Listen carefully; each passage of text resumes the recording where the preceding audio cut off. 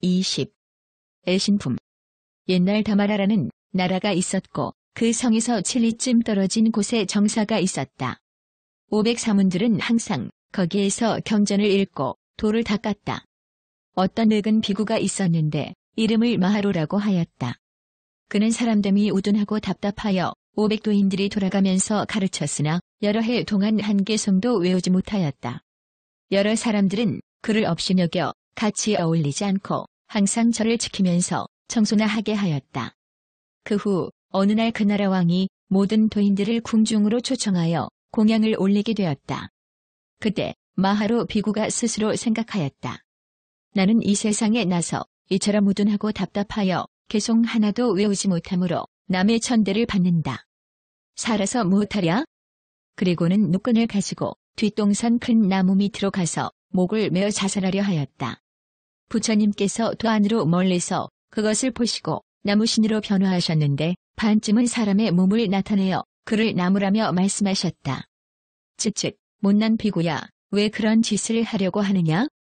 마하로는 곧 자기 마음 속에 있는 괴로움을 모두 하소연하였다. 변화한 신이 꾸짖어 말하였다. 그런 짓을 하지 말고 우선 내 말을 들어보라.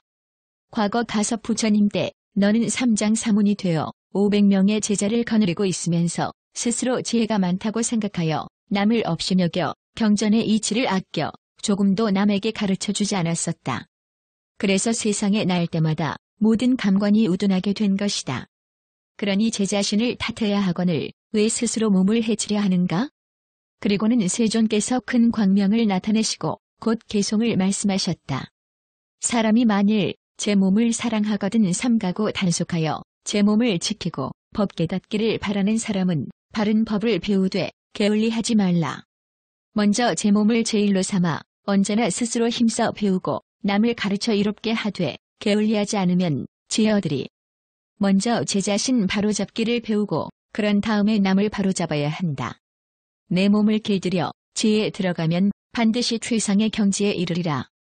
제 몸도 이롭게 하지 못하고 어떻게 다른 사람을 이롭게 하랴. 마음을 길들이고 몸을 바로잡으면 어떤 소원도 이루게 되리라. 원래 자신이 지은 업이기에 나중에 제 자신이 과보 받나니 악을 행하여 제 자신을 부수는 것 금강석이 구슬을 부수는 것 같네. 마하로 비구는 부처님께서 나타내신 광명의 모습을 보자 기쁘면서도 슬프고 두려웠다. 그래서 머리를 조아려 부처님 발에 예배하고 개성의 이치를 생각하면서 선정에 들었다가 이내 부처님 앞에서 아라한도를 증득하였다. 그리하여 전생의 무수한 세상 일들을 생각할 때 삼장의 많은 경전들을 모두 꿰는 듯이 그 마음에 있었다. 부처님께서 마하로 비구에게 말씀하셨다. 너는 가사를 입고 바루를 가지고 왕궁에 들어가 공양할 때 500도인들의 윗자리에 앉으라. 도인들은 모두 전생에 너의 500제자였다. 그리고 내가 설법하여 그들로 하여금 모두 다 도적을 얻게 하고 또 국왕으로 하여금 죄와 복이 있다는 것을 확실히 믿게 하라. 그는 부처님의 분부를 받들고 그 길로 궁중으로 들어가 맨 윗자리에 앉았다. 여러 사람들은 화를 내며 까닭을 귀성히 여겼다. 그러나 왕의 뜻을 받들기 위하여 감히 꾸짖지는 못하였지만 아무것도 모르는 그 우둔함을 생각할 때 법시를 받는 마음이 그 때문에 피곤했다. 왕은 음식을 내어 손수 대접하였다. 공양을 마치고 마하로는 곧 그들을 위해 보시에 대하여 설법하였는데 그 음성은 우레처럼 물리고 맑은 법원은 비처럼 쏟아졌다. 그 자리에 도인들은 모두 놀라며 스스로 뉘우쳐 아라한도를 증득하였다. 그의 설법을 왕은 모두 해득하였고 신하들과 관리들도 다 수다원도를 증득하였다. 옛날 부처님께서 사위국에 계실 때 그때 500명의 바라문들은 항상 기회를 엿보아 부처님을 비방하려 하였다. 부처님께서는 세 가지 통달한 지혜로 그들의 마음을 두루 보시고 그들을 가엾게 여겨 구제하시고자 생각하셨다. 그 과가 아직 무르익지 않았고 인연이 이르지 않았더라도 모든 죄와 복이 오려고 할 때에는 스스로 인연을 만들어 죄와 복을 맞이하는 것이다. 이 범주들은 전생에 조그만 복을 지었기 때문에 지금 제도할 수 있을 것이니 복덕의 힘이 그들을 이끌어 스스로 방편을 만들 것이다. 그러자 과연 500범주들은 저희들끼리 의논하였다. 백정을 시켜 짐승을 잡아놓고 부처님과 대중들을 정하도록 하자. 부처님께서는 틀림없이 허락하실 것이고 반드시 백정을 칭찬하실 것이다. 그때 우리는 앞으로 나가 그를 비방하자. 그리하여 백정은 그들을 위해 부처님을 청하였다. 부처님께서는 그들의 청을 받고 백정에게 말씀하셨다. 과일은 익으면 저절로 떨어지고 복은 익으면 저절로 구제되느니라. 백정은 돌아가 음식을 준비하였고 부처님께서는 여러 제자들을 데리고 백정이 있는 마을로 가서 시주하려는 집으로 가셨다.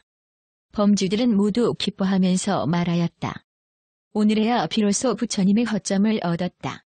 만일 부처님께서 시주의 복덕을 찬탄하면 우리는 그 백정이 이전부터 지금까지 살생하여 지은 죄를 들어 비방하고 만일 부처님께서 백정이 지금까지 지은 죄에 대해 말하면 우리는 마땅히 그가 지금 복을 짓는 것을 들어 비방하자.